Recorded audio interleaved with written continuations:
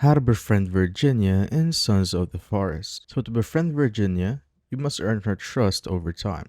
So you cannot tame her instantly with an item. It is a passive process that takes several in-game days. So when Virginia appears near you, usually looking timid or scared, you must immediately signal that you are not a threat.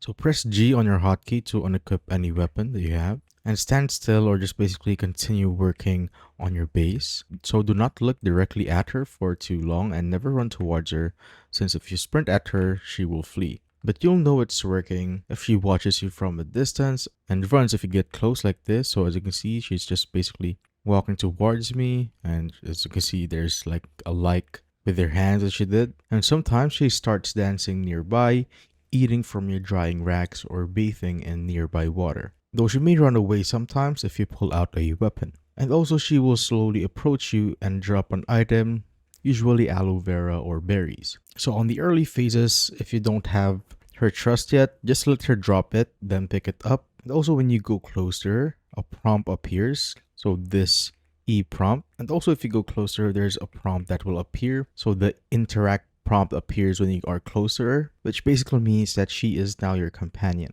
So once the interact prompt is available, you can give her items. So you can give her a dress right here. You'd also give her this comfort suit, tracksuit, leather suit, or anything that you want. You'd also give her items like the GPS locator. You could give her pistols or a shotgun. So it's basically up to you what you want her to have. And that is how I basically befriend Virginia in Sons of the Forest.